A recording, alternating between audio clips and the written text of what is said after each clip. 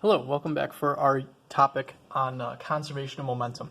I alluded to last time that conservation of momentum was extremely important, and it's very similar to conservation of energy. Conservation of energy meant that in a given situation in which it could be applied, the total energy at the beginning of some event was equal to the total energy after some event. The energy didn't leave or come into the system, or more energy didn't leave or come into the system. The total energy was always the same. Conservation of energy really means essentially the same thing, but instead of with energy, with momentum. Total momentum before an event equals the total momentum after some event if the net force is 0 newtons for the system, underline that, in question. And again, this is another one of those cases where we really do have to be specific about what our system is. It seems like it's just kind of some arbitrary thing, but it's important to understand what we are talking about when we go to try and apply conservation of momentum. And we'll talk about that when we get down to our example. The equation for this, just like the equation was kind of funny for conservation of energy, where it was ET equals ET. For conservation of momentum, we symbolize this as P naught equals P. The initial momentum is equal to the final momentum. Why do we use conservation of momentum? We use it to solve interactions between objects where they crash, explode, bounce, stick together, etc. And the reason we want to use conservation of momentum in these cases are if you have objects that are coming together, that are colliding. It's often the case that the forces in these interactions are very complex. The forces might be, there might be multiple forces on an object if there's like multiple contact points. There might be forces that change as time goes on. We don't usually deal with that. Suffice it to say, the forces are very complex. They'd be very hard to analyze. Conservation of momentum, which I'm going to abbreviate right here, cons of mom, allows us to make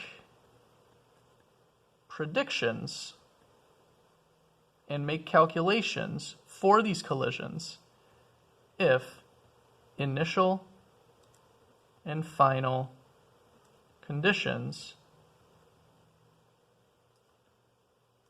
are known. In other words, the upshot of this is that we can ignore the details of the collision, or interaction, I should say, because it doesn't have to be a collision, itself.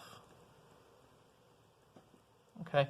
It almost provides us a shortcut. If we know enough information about what happened before the collision, before the interaction, and we know enough information about what happened after the interaction, we can go back and solve for whatever we don't know about that interaction. Okay, it provides us kind of like a shortcut getting around the fact that it would be really difficult to know all the forces that are involved in one of these interactions, like a collision or an explosion or two objects bouncing or sticking together, etc.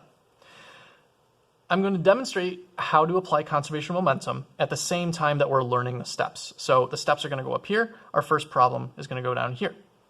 Let's read our first problem. Let's read our example. So let's see, a cart of mass 4 kilograms, initially moving at 3 meters per second east, strikes a stationary cart of mass 6 kilograms. If the carts stick together after the collision, what is their velocity and was energy conserved? So we got two different questions that we're answering. Let's worry about the momentum, the first question, what is their velocity first? We can always come back and find energy conservation later. Our first step for if you think that a question might have something to do with conservation of momentum is as follows. Make sure that the net force is equal to 0 newtons for your choice of system. So let's talk a little bit about what we mean by choice of system. We have two carts. You could pick one of the carts to be your system. Okay, my system is just this one cart. If that's the case, you would not use conservation of momentum, because if only one cart is your system and then another cart comes and hits it, that's an external force. You would have to know how big that force is and how much time it's applied for in order to figure out what, like, let's say the final velocity of that cart is. And you can do that. That just happens, that deals with impulse and change in momentum and the stuff we talked about in the last video. That's fine. It's usually a little bit more work than conservation of momentum.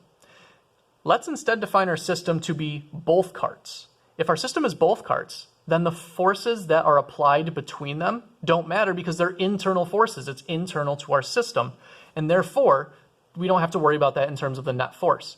And in addition, there's no other net forces on our system. Okay, it doesn't say it, but let's assume the system, these carts are on a horizontal track. Let's assume that there's no friction. There are no other outside forces that would affect the motion of these carts. You might say to yourself, well, there's a force of gravity and a normal force on them. But if we're assuming these carts are moving in the horizontal direction, they're moving on a level track, then since momentum is a vector, we're basically concerned with the conservation of momentum in the x direction here. Any forces in the y direction wouldn't really affect that. So first is to make sure F naught equals 0 newtons for your choice of system. It is. There's no external net forces affecting these carts, so we know that momentum must be conserved. That's step 2. You then go and write the conservation of momentum equation. Easy enough. There we go. There's our statement that since there's no external net force on the system, momentum must be conserved. However, that equation right there is not particularly helpful. We don't know what the momentum of either is, and in any case, this is just telling us that the momentum before the interaction, or collision in this case, is equal to the momentum after the collision. Okay, but that doesn't help us find the velocity.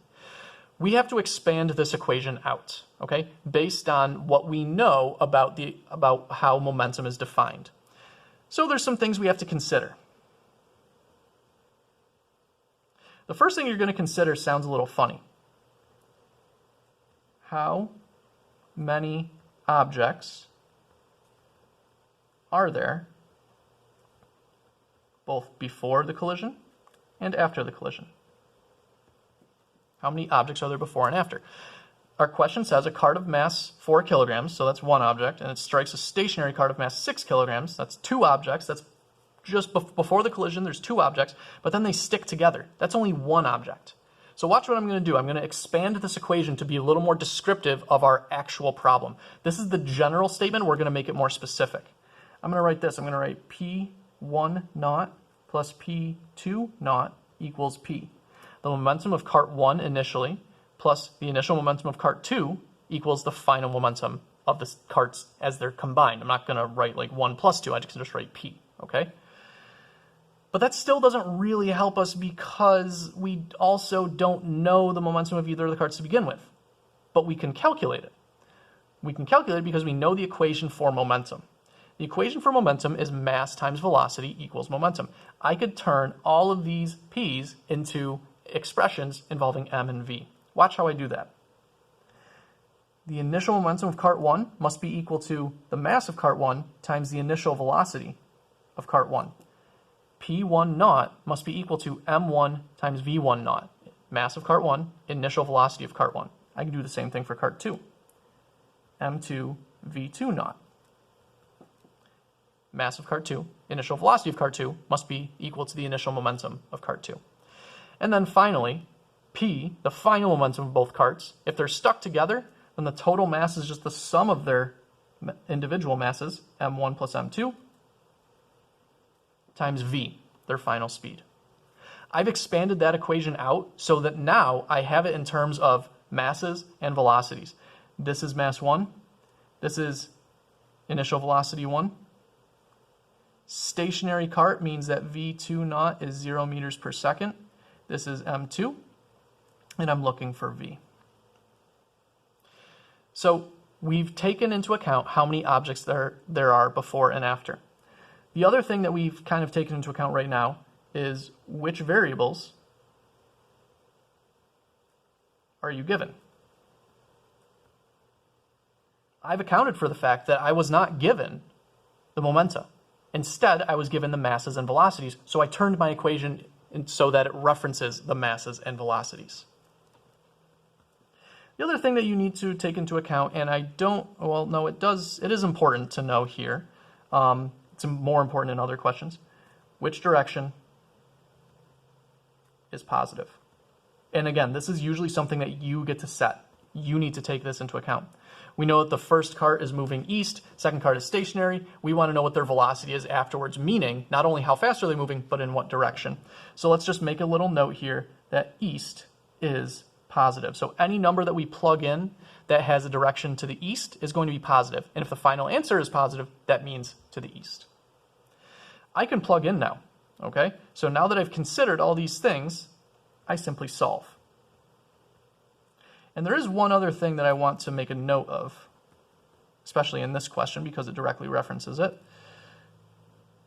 Occasionally, what you will have to do is you will have to use both conservation of momentum and conservation of energy to fully solve.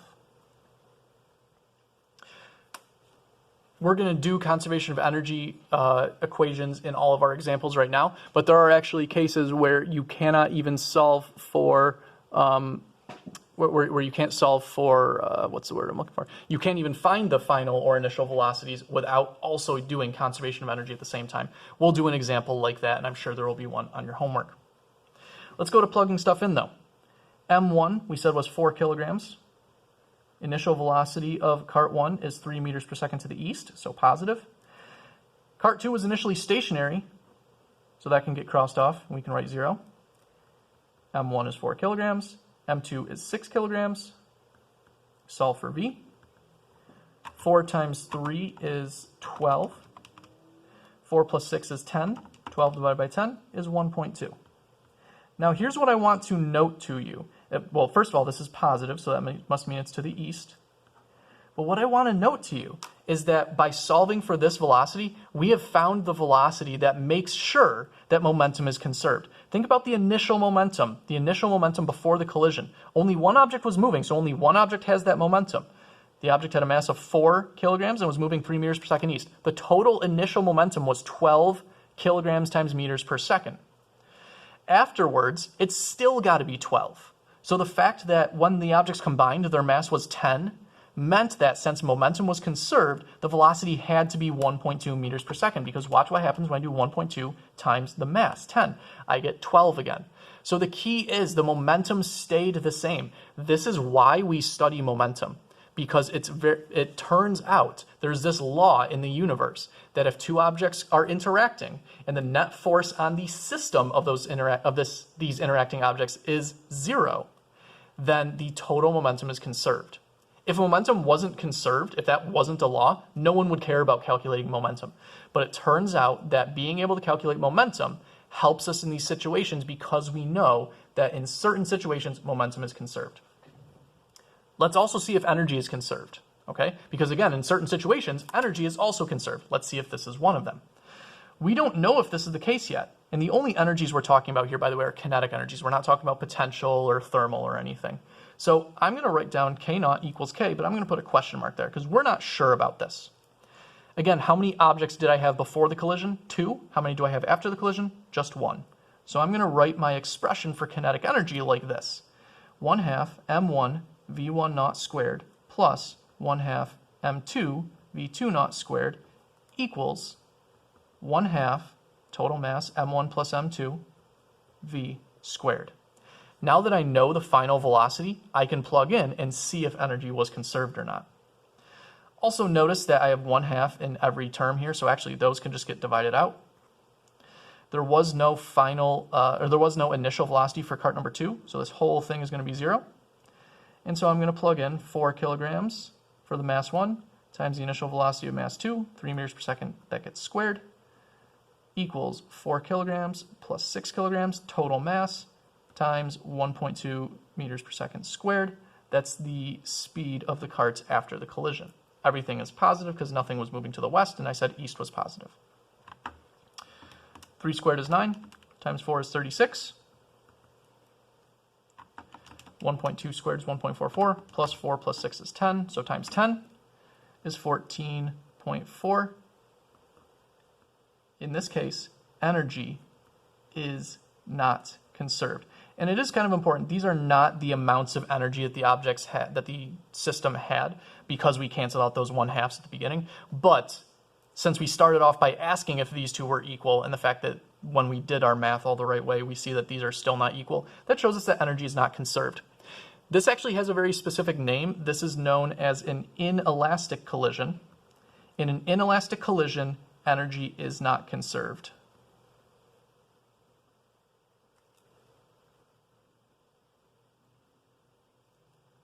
And as a matter of fact, this is a very specific type of inelastic collision. So this is a special case.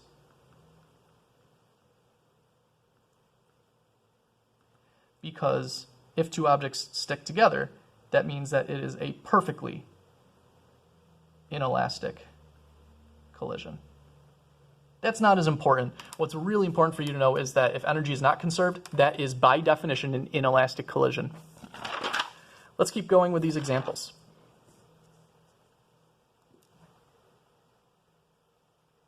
Okay. Example number 2. A golf ball of mass 0.05 kilograms is fired at a stationary 6 kilogram bowling ball with a velocity of 45 meters per second. If the bowling ball moves after the collision with a velocity of 0.7438 meters per second, what is the velocity of the golf ball after the collision, and was energy conserved? So if you can picture this, you've got a golf ball getting launched at a bowling ball. It hits the bowling ball. The bowling ball, since the initial velocity of the golf ball and the initial velocity of the and the final velocity of the bowling ball are both positive, that means the bowling ball moves in the same direction the golf ball was initially moving in. Might as well make that direction positive. We want to know the velocity of the golf ball after the collision. Was it still moving in the same direction as the bowling ball? Was it moving in in the opposite direction? And how big was that speed? How fast was it moving? And we want to know if energy is conserved. Our system here seems to be both the golf ball and the bowling ball together. If we just chose one of them, then we would have to know something about the forces and time of interaction, and we don't know that information. So it makes more sense to pick both of them as our system. If we pick both of them as our system, then what that means is as long as there's no net forces on the system as a whole, then we can say momentum is conserved. In this case, there are no net forces on the system as a whole. It doesn't say anything about any friction. They're not on a ramp, etc., etc. The only forces that they're exerting on each other are internal forces. Therefore, those don't count towards our, those don't count towards the external force. Therefore, we can say momentum is conserved. P naught equals P. Again, we only know masses and velocities. So I'm going to skip the step where I write out like P1 naught and P2 naught. Instead, what I'm going to do this time is I'm going to skip right to the mass and velocity step. M1 V1 naught plus M2 V2 naught. The objects don't stick together, so afterwards I'm going to write M1 V1 plus M2 V2. Okay? This is the term for the initial momentum of object 1, initial momentum of object 2, final momentum of object 1, final momentum of object 2. Bowling ball is initially stationary, so one of these terms is 0. I'm going to pick M2 to be the 0 term. Golf ball has a mass of 0.05 kilograms, initial velocity of 45 meters per second. Mass of the golf ball is still the same afterwards, but we don't know what V1 is, the speed afterwards, or the velocity afterwards, I should say. The bowling ball has a mass of 6 kilograms, and afterwards it moves with a velocity of 0.7438 meters per second. We're trying to solve for the velocity of the golf ball after the collision. We started with conservation momentum. You look, the speed of the golf ball after the collision is the only term we don't know, so we just solve for V1. 0.05 times 45 is 2.25 equals 0.05 V1 And then 6 times 0.7438 is 4.4628. We're going to subtract this to the other side. So 2.25 minus 4.4628 gives us negative 2.2128. We divide by 0.05. And we end up with a final velocity for the golf ball of negative 44.256 meters per second. What does that negative mean? We assume that the initial velocity of the golf ball was forward and that the bowling ball also moved forward. The fact that this is negative means that the golf ball, after collision, actually moved backwards. So the sign can tell us the direction. We also want to know if energy was conserved. So again, is this true?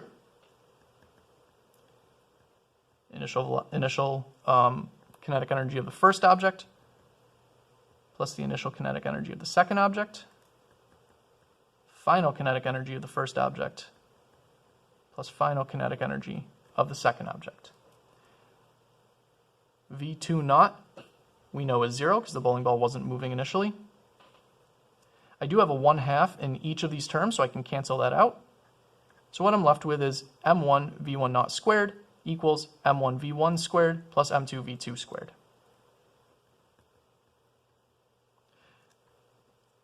Anything after the setup steps is just math. The real physics comes in determining what sort of objects are interacting, how many objects are there, can I use conservation of momentum, and interpreting, I guess, the final answer to be what does negative mean, what would positive mean.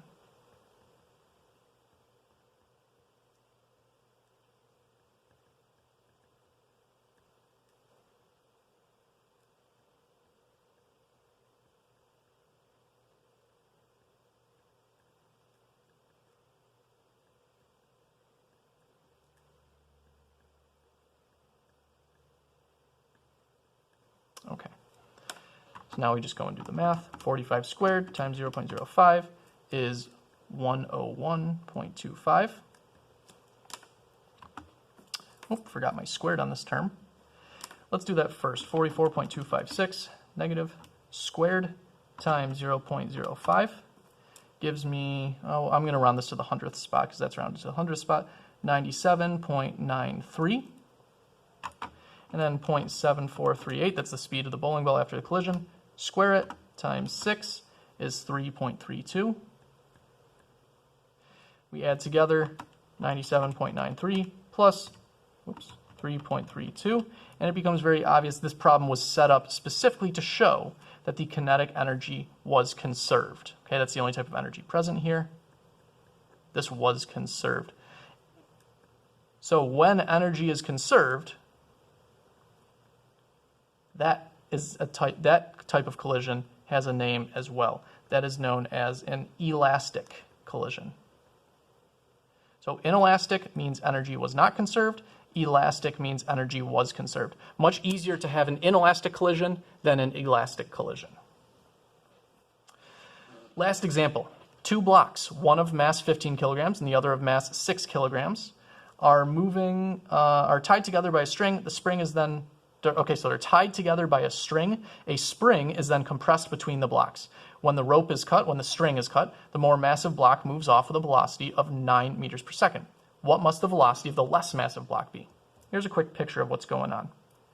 There's a 6 kilogram object. Here's a 15 kilogram object. They're tied together by a string, and then a spring is put between them. It's compressed and put between them. When the string is cut, the spring pushes the blocks apart and they go off flying in different directions. We want to know the velocity of the less massive block because we know the velocity of the more massive block after it is pushed away. Our system here is the blocks, the string, and the spring. If we take into account all of those, then the external net force between the blocks the external net force on our system is 0. You might argue that, the string is holding them together, but that's not really part of the system because that gets cut at some point, so the tension goes to 0. And you might say, well, the spring is pushing them apart, but if we include that in our system, the spring is going to exert equal forces on both blocks. Therefore, it's not that they really cancel out, but since the spring is internal to our system, that doesn't affect the fact that momentum can still be conserved. There's no friction, there's no ramps or anything, so we can state that the initial momentum is equal to the final momentum. And in this case, we again have two objects before and after.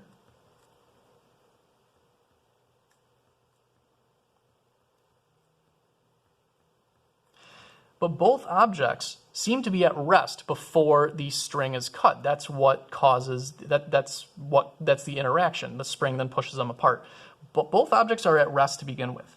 So think about what that means for your total initial momentum. The total initial momentum is 0, which means if momentum is conserved, then the total final momentum also has to be 0, which sounds really weird, but it is possible. Since we know the 15 kilogram block is moving off this way, we can assume that the 6 kilogram block is going to move as well, but in the opposite direction, which means its momentum will be, by our definition, negative. If the more massive block moves off at a velocity of 9 meters per second, let's call that positive, we're going to expect the velocity of the less massive block to be negative, meaning it moved in the other direction, so that the total momentum after the explosion, this isn't really a collision, it's an explosion, is still 0. That's the key here. Even though both objects are moving, because momentum is a vector, we will have the total momentum still be 0 after the collision. Let's pick M1 as our 6 kilogram block. We want to find the final velocity. M2 is 15 kilograms, and that moves with a velocity of 9 meters per second. I'm going to move this to the other side, so that's 6v1 equals 15 times 9 is 135. Divide both sides by -6, and just like we predicted, the final velocity of the lesser block, the less massive block, is negative 22.5 meters per second, and the negative just indicates it moves in the opposite direction. And again, if you were to find the total momentum after the explosion by adding up the momentum of the bigger block and the momentum of the smaller block, since the momentum of the smaller block will be negative because it's moving in the opposite direction, you will still get a total momentum of 0. Okay? Remember, the whole point of this is that the total momentum doesn't change. I do want to point out that these are pretty heavy objects and these are really fast speeds. So for example, 22.5 meters per second is like probably about 40 or 50 miles per hour. And it would probably be, that's probably about as fast as most of us can throw a small object. So for a 6 kilogram object to be moving that fast, that's a ton of momentum. If the spring that caused the blocks to move apart was compressed 0.6 meters, what is the spring constant of the spring? So we know that spring constant is K, and the two ways we've ever found spring constant are to deal with the forces involved. So the spring force equals spring constant times the amount of change from its equilibrium length for the spring. But we don't know the forces involved. Okay, so that's out for right now. We could also use the energy that was stored in the system, and that's the approach that we want to use here. No forces are done by, or no work is done by any outside forces. So between the cutting of the string and when the spring is fully uncompressed, energy is conserved between those 2 points. Originally, all the energy is stored in the spring. So initially, we have a lot of elastic potential energy. But at the end, all the energy is stored in the kinetic energy of the 2 moving objects. So that's K1 plus K2. The equation for elastic potential energy is 1/2 Kx squared. The final kinetic energies of both of these objects, 1/2 m1 v1 squared plus 1/2 m2 v2 squared. You can cross off the 1/2s because they're in every single term. We're not checking to see if energy was conserved this time. We're instead assuming energy was conserved, okay, because there's no other place for it to go, no friction or anything, no other types that it could go to. Nothing's coming in and doing any work. So we can find what that spring constant was, or is. K times the amount of compression, 0.6 meters. We square it. The mass of the first object is 6 kilograms. Initial velocity squared, negative 22.5 meters per second squared plus 15 kilograms times 9 meters per second squared. we do the math. Let's do 22.5, square it, times 6, gives us 3,037.5. 9 squared is 81, times 15 is 1215. 0.06 squared, 0.6 squared is 0.36K. We're going to add these two numbers together and divide by 0.36, and we end up with a spring constant